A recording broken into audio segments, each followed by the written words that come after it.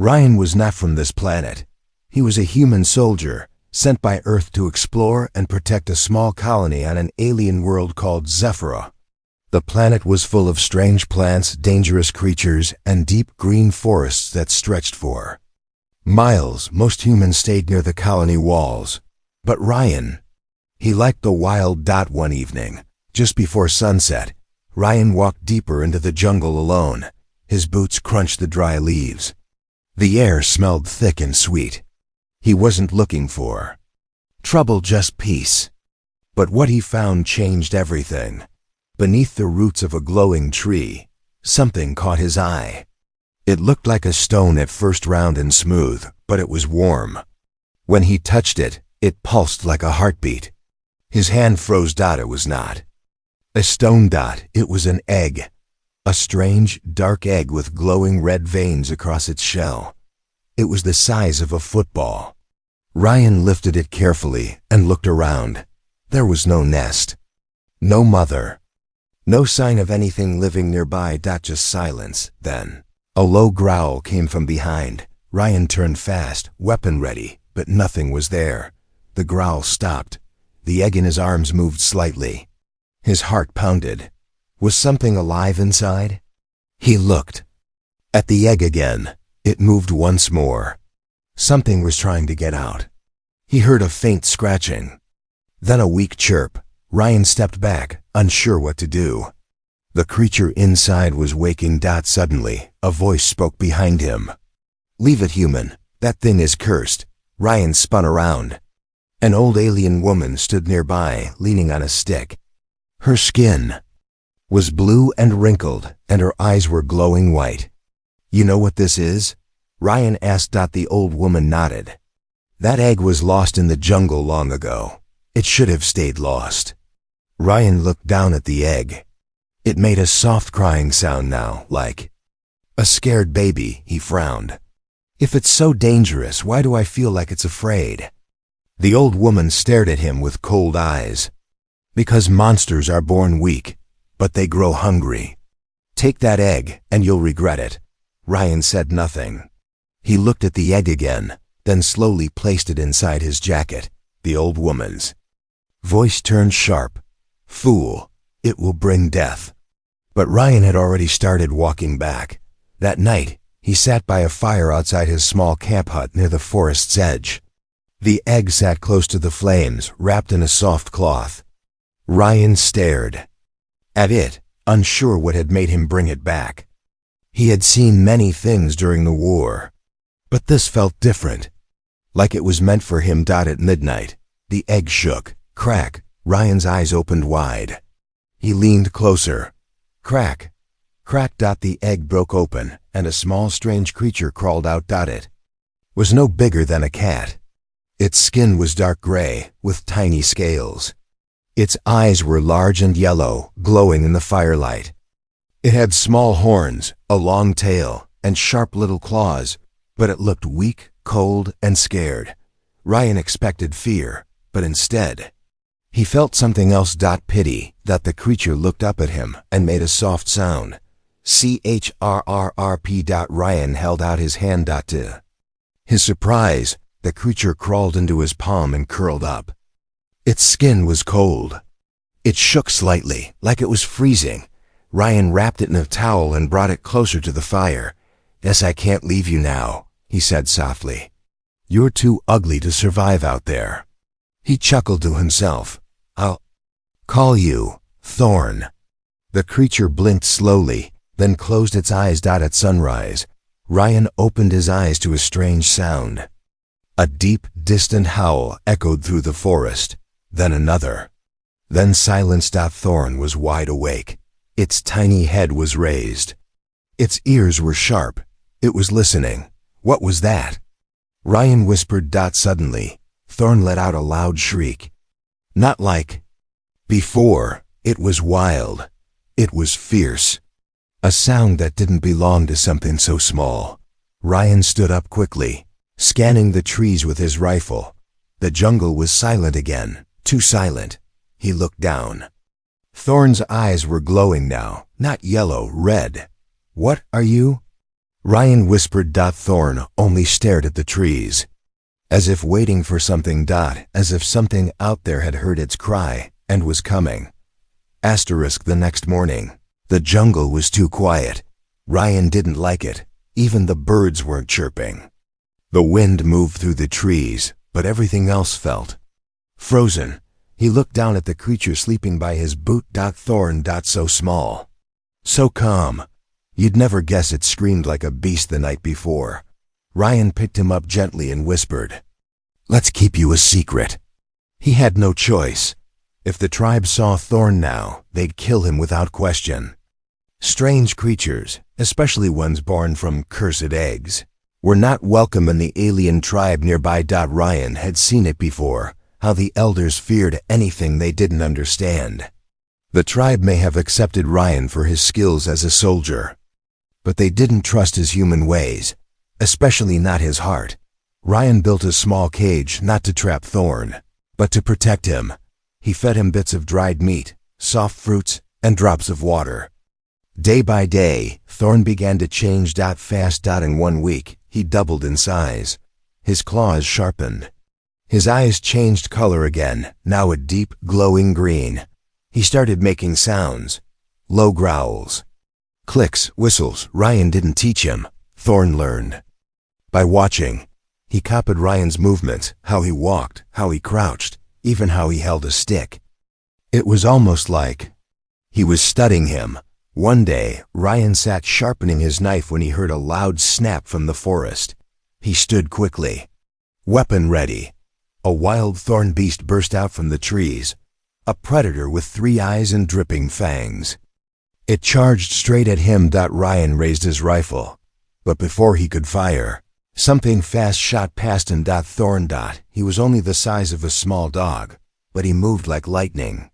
He leaped onto the thorn beast's back, claws digging in deep, fangs biting its neck. The beast let out a horrible scream. 10 seconds later, it was dead. Ryan stared in shock. Thorn stood over the body, chest rising fast, blood dripping from his mouth. Then he turned and looked at Ryan. His eyes didn't look proud. They looked scared. Ryan walked up slowly and knelt beside him. "You saved me." Thorn made a soft sound and nuzzled Ryan's arm like a puppy. That night, Ryan didn't sleep. He stared at the fire, asking himself a question he didn't want to answer. Was he raising a friend or a monster? Weeks passed. Thorn continued to grow. He was the size of a wolf now. His wings were starting to stretch. He could leap over trees, vanish in the tall grass, and tear through thick bark with ease. But when Ryan said stop, he stopped. When Ryan said eat, he ate. When Ryan said sleep, he curled up quietly. Thorn obeyed, but Ryan knew. One day, he might not. One afternoon, Ryan visited the alien village for supplies. The alien tribe called the Kareen was mostly peaceful. Tall, purple-skinned beings with sharp ears and golden eyes. But they didn't smile at humans, especially not at him. He passed the market, nodding to a few guards. Then someone stepped in front of him. Princess Vera. Tall, proud, and dangerous. The daughter of the tribe's war chief. Human, she said coldly. You've been avoiding the village. I prefer the forest, Ryan replied. Or hiding something, she said, eyes narrowing. Ryan kept his face calm. What would I be hiding? Vera didn't answer. She just turned and walked away, but her guards were already whispering behind her. Ryan clenched his jaw. The tribe was starting to get suspicious. That night, back at camp, Thorn was waiting. He rushed to Ryan like a dog greeting his master, but Ryan didn't smile. He crouched down and whispered, They're watching us now, if they find you. Thorn let out a low growl. Ryan touched his head. You have to stay hidden. No more screams, no more hunts near the village, understand? Thorn stared at him, then slowly nodded. It was the first time Thorn had ever done that. Not just copy. He understood. Ryan stepped back, heart heavy. What are you, Thorn? From behind the trees. Something watched them. Two glowing eyes. Then a whisper. He's raising a predator. Asterisk, the jungle was thirsty for blood, and today it would drink. Thorn crouched silently in the tall grass, his green eyes glowing like fire. His body was still, but his tail moved like a slow whip. He watched the distant clearing where loud drums beat and aliens shouted in a strange rhythm. He didn't blink out from behind him. Ryan whispered, "Stay, don't move." Thorn didn't move. But he didn't take his eyes off the gathering. The blood trial had begun. The blood trial was an old tradition of the Korean tribe. Once a year, young warriors were forced to survive in the deepest jungle, where monsters ruled and the sky turned red at dusk. It was not a game. You didn't win. Either survived, or you didn't. This year, something strange happened. Princess Vera was chosen to join the trial. She wasn't happy. "This is punishment," she spat, standing before the tribal elders. "You throw me to the beasts because I speak my mind? You speak too much," the head elder said. "It's time you learn to listen to the jungle." She had no choice. By law, she had to enter, but someone was watching. Ryan. He stood at the back of the crowd, hood low, arms crossed. He wasn't part of the tribe. He wasn't allowed to speak in their rituals, but he had no intention of staying silent. That evening, as the blood sky turned orange and the trial began, Vera and the other chosen warriors were sent into the jungle alone, with nothing but blades and courage. Ryan followed. From the shadows, he didn't trust the trial. Not this year. Something about the forest felt wrong, quiet, angry. The animals had gone still. Even the wind felt strange. Thorn walked beside him, silent as death. They moved together like one creature. Ryan whispered, "Keep low. If anything touches her, we strike." He didn't tell Thorn why he cared, but deep down, Ryan respected Vera. She was strong, proud, and brave. She reminded him of a soldier back home. Hours passed. Vera walked alone through thick vines, holding her blade tight. Her breathing was slow, controlled, until the jungle screamed. From the treetops, black-skinned beasts dropped like rain. Tall, fast, and hungry creatures with bone-like armor and fanged jaws. Vera spun fast, slashing one in the chest, but there were too many. She screamed once, and Thorn heard it. His body tensed, his muscles shook. His mouth opened wide, and he let out a terrifying roar that shook the trees. Ryan's heart sank. No, Thorn, you promised." But Thorn was already gone. Leaping, flying, hunting. The jungle exploded into chaos. Ryan ran after him, crashing through branches and vines. By the time he reached the clearing, it was already over. Vera lay on the ground, covered in blood but breathing. Around her, a circle of death. Beasts, all dead, bodies torn apart. Some were missing heads. In the center stood Thorn. His mouth dripped red. His claws were cracked. His chest rose and fell fast.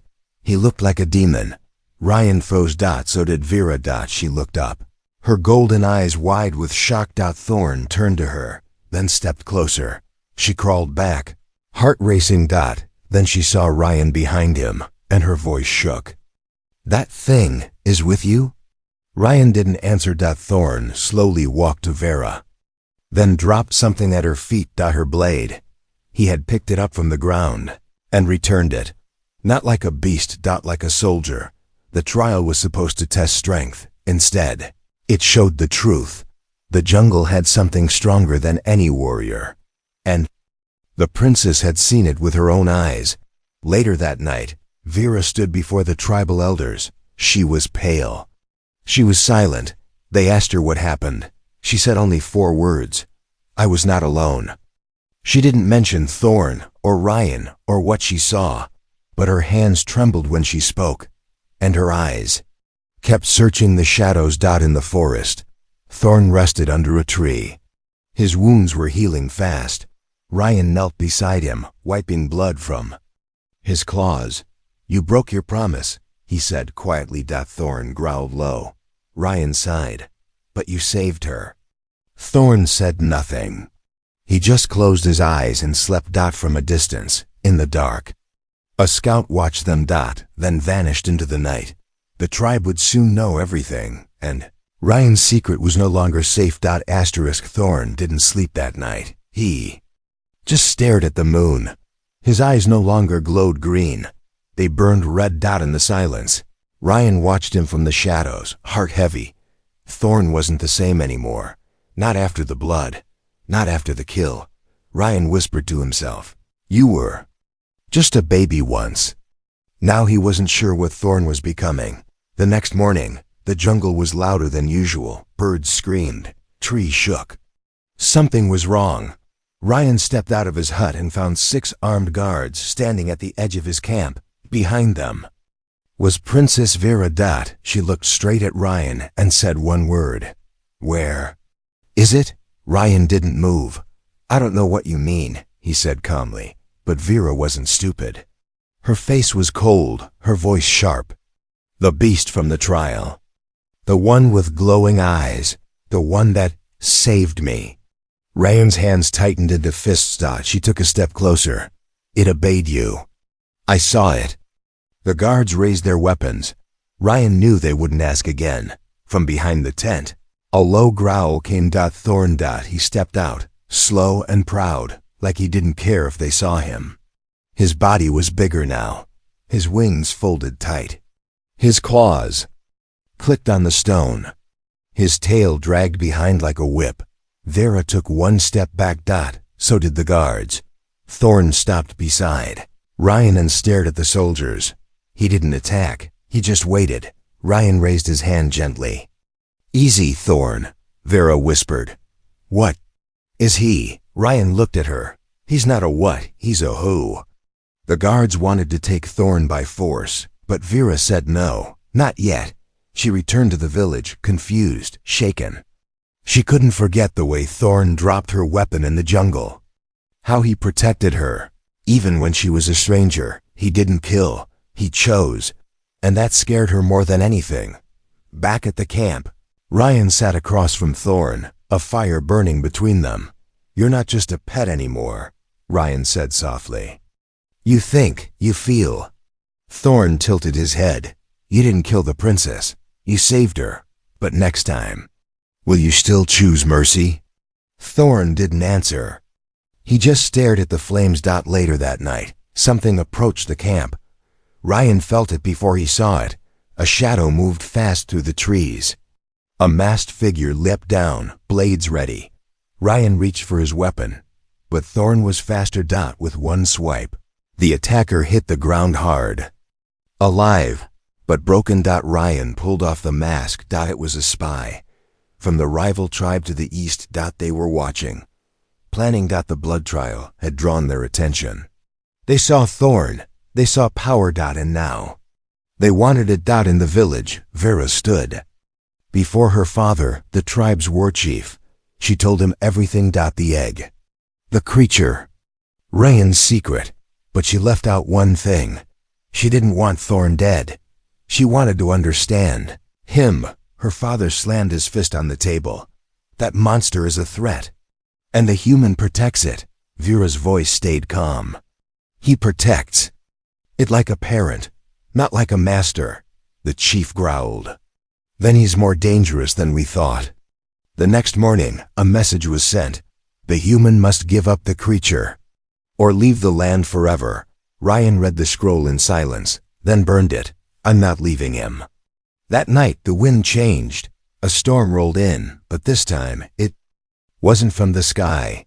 Dozens of red eyes moved in the dark, creatures from the jungle. Thorn beasts, night leapers, shadow cats, all heading toward the tribe. But why? Ryan stood on a cliff and watched the glowing wave of predators crawl forward. And then he realized they weren't hunting. They were following. They were following Thorn. Ryan turned to his creature, no, his companion, and whispered, "They smell your blood, your strength, your kind." Thorn looked down at the army beneath them, and for the first time, he smiled, Asterisk, the jungle moved like it was alive. Not the wind, not the trees, the ground itself was breathing. Hundreds of glowing eyes blinked in the shadows. Claws scraped the dirt. Tails dragged across leaves. The beasts of the forest were walking. Together, as if called by one voice, Ryan stood at the edge of a cliff, watching the silent stampede. Beside him, Thorn, the once small creature, now looked like a demon prince. Strong, sharp, still, his wings stretched wider than a grown man. His teeth gleamed under the moonlight. He was calm. Too calm. Ryan's voice was low. They're not hunting, are they? Thorn gave no answer, but in his glowing red eyes, Ryan saw the truth. The jungle wasn't attacking. It was following their king. Back at the village, alarms rang, drums beat. Warriors ran to the walls. Archers lined the towers. Princess Vera stood in the center, gripping her spear. What is that sound? A scout rushed in, breathless. The forest, the beasts, all of them are coming. Coming to attack? The scout hesitated. No, princess. They're marching, in order. Like soldiers. Vera's face turned. Pale. There was only one creature in the forest smart enough to control monsters. And she had looked into his eyes. Ryan returned to his camp and quickly packed supplies. He grabbed his blade, his gear, and a small wooden carving of Earth, his mother's last gift. He looked at Thorn, who was staring at the stars like a statue. Ryan spoke firmly. You need to stop them. They're going to attack the village. Thorn didn't move. Ryan stepped closer. They will kill the tribe. They will kill her. Thorn turned slowly, his wings twitching, eyes deep with thought. Then he let out a low, sharp shriek. Instantly, the forest went silent. No growls. No footsteps. No wings. Just quiet. Powerful. Deadly quiet. Thorn didn't speak with words, but Ryan understood. He had full control. That same night, the tribal council argued loudly. Burn the forest. Call the sky ships from the human base. Exile the soldier. But Vera raised her voice above them all. He saved my life. That creature Thorn, he's dangerous, yes, but he chose mercy. Her father slammed his fist. You're blinded by fear, or worse, by something else. The room went silent. He looked at her with fire in his eyes. Tell me you haven't gone soft for the human. Vera didn't answer, because she wasn't sure anymore. As the council shouted, a dark shadow flew over the village wall. A beast landed with a thud. Not Thorn. A wild one. A huge, black-skinned hunter with spikes down its back. Its mouth opened to scream, but before it could, Thorn dropped from the sky like thunder. Crack! He crushed the wild beast under his claws. The entire village froze. Thorn didn't roar. He didn't threaten. He just stood tall, looked at the people, and turned back toward the forest. It was a message. I protect, not destroy. Then, without a sound, he vanished into the trees. That night, Vera left the village alone. She walked deep into the jungle. With only a torch. She didn't call out. She just waited. After a moment, Ryan stepped from the shadows. I knew you'd come, he said softly. I had to, she replied. You're the only one who can stop this. Ryan shook his head. I can't stop him. Not anymore. He listens, but he doesn't need me. Vera swallowed hard. Then tell him. If he doesn't stop them, the tribe will burn the forest. Everyone will die. Thorn stepped out behind Ryan. Vera gasped softly. She still wasn't used to how big he was now. Thorn stared at her for a long time. Then slowly, he walked forward and knelt, a beast, kneeling. Vera's hand trembled as she touched his head. I was wrong, she whispered. You're not a monster. Thorn made a soft sound, almost like a purr, but peace never lasts long. From the eastern mountains, war. Drums began to beat. Another tribe. The enemy tribe. They had heard the stories of the Jungle King, and they wanted him. Asterisk alive. Or dead. Asterisk she had never bowed to anyone in her life. Not her father. Not the elders. Not even the gods of her people. But now. Princess Vera stood before a creature not even born of her world, and slowly she lowered her head. The jungle was silent as she knelt before Thorn, and everyone watching gasped. Only minutes earlier, the sky had turned red. The rival tribe, the Marek, had come riding beasts, flying on gliders, armed with spears of fire. They had surrounded the Korean village, shouting one demand: "Give us the creature, or die with him." Inside the main hall, the elders shouted, "We should hand over the human. We should chain the beast. Let them take him. We owe him nothing." Vera stood up suddenly and slammed her spear into the floor. "Enough!" They all went quiet. She took a deep breath, heart pounding, and spoke loudly. "He saved me. He saved this tribe. If you won't protect him, then I will." Outside the village, the enemy prepared for war. The Marek tribe was larger, crueler, with no honor. They had lost many warriors in the jungle over the years, and now they believed Thorn was the reason. They thought he was a weapon, and they wanted to own it or destroy it. Ryan stood on the outer wall, watching their war machines roll forward. He whispered to himself, "They don't know what they're messing with." Beside him, Thorn crouched silently, eyes focused, breath steady. He didn't growl, he didn't roar, he was waiting. Then Vera arrived. She stood between Thorn and the tribe wall, her royal robe dragging in the dust. She looked at Thorn and said softly, "You've never asked for power, but you have it." Then she dropped her spear and knelt. "I don't bow to monsters," she whispered. "I bow to protectors." Thorn slowly stepped forward. He looked down at her, this proud alien princess, now showing him the respect no human, no tribe ever had. And then he bowed back. The moment was broken by a blast of flame from the trees. The first strike had come. The Marek had started the attack, but this time the Korean did not. Panic. They had seen the truth. This creature was not their doom. He was their only hope. The ground trembled.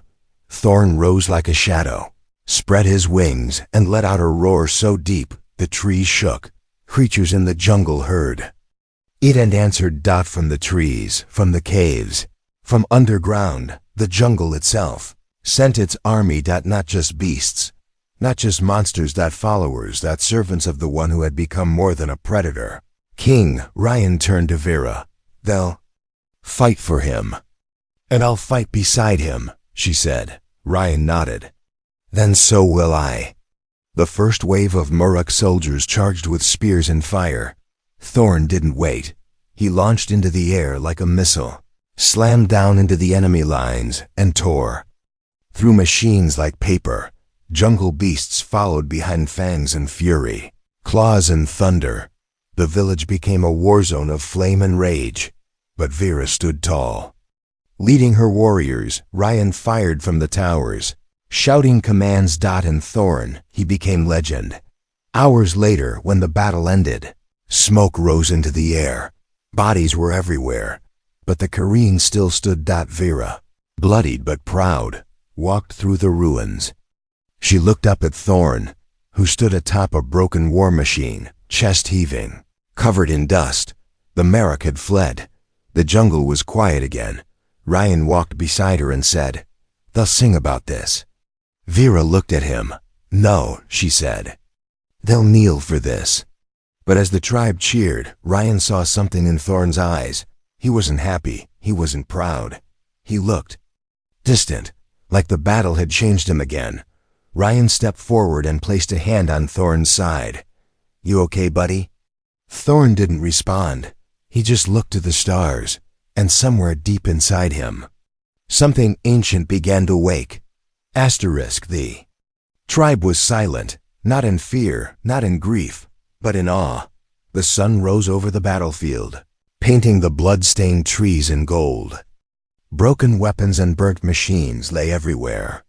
The war was over, The enemy was gone, and in the center of it all stood Thorn. Tall, still, silent, his wings folded tight, his breathing slow. His eyes no longer glowed red but dim orange, like fire cooling into ash. Princess Vera stood before him, face cut, clothes torn, yet her head high. She had made her decision. And now she would speak it. The tribe gathered around. Warriors, elders, children, even the sick and injured, leaned forward to hear what the princess would say. She turned to them, her voice strong but shaking. You all saw what he did. No one spoke. You saw who stood between us and death. It wasn't me. It wasn't the elders. It wasn't the gods. She pointed at Thorn. It was him. The elders shifted uncomfortably. He's not Korean. He's not human, but he is ours now. One elder shouted, He's still a beast. No, Vera said firmly. He is our shield, and I will not let him leave. Rayan stood beside Thorn, watching quietly. He had raised him. Fed him, taught him, but now Rayan felt small, because Thorn was no longer just a creature. He was something greater. Something the world would fear or follow. That night, as the tribe began rebuilding, Vera found Rayan sitting alone at the edge of the jungle. She sat beside him without speaking for a while. Then she whispered, He doesn't belong in the forest anymore. Rayan nodded. And he doesn't belong with humans either. They both looked at Thorn, who was lying near the fire, surrounded by young Korean children, laughing and placing flowers on his horns. He let them, though he didn't smile. Vera spoke again. He belongs somewhere. Higher. Rayan looked at her. And what about me? Vera didn't answer right away. Then slowly she turned toward him. My people trust me. And I trust you. She reached out and gently took his hand. Stay. Rayan blinked. You're asking me to? She smiled sadly. It's not just a request. It's my only choice. The next morning, a strange ceremony took place. One never seen before by any tribe or human. Princess Vera stood before the people, wearing white instead of war paint. She held a staff carved with human and Korean symbols. Beside her stood Rayan, no longer a stranger, but an honored protector, and behind them, Thorn. His scales cleaned, his horns polished, flowers tied around his neck. He stood proud and still, like a statue made of power. Vera spoke. We will no longer be ruled by fear. We will not fear beasts. We will not fear humans. From this day, we walk together. Cheers rose. In tears. Some elders wept silently, realizing a new age had begun. That night, Rayan sat by the fire, staring at the stars. Thorn lay beside him, quiet and peaceful. You've changed everything, Rayan said softly. I raised you, but you made me better.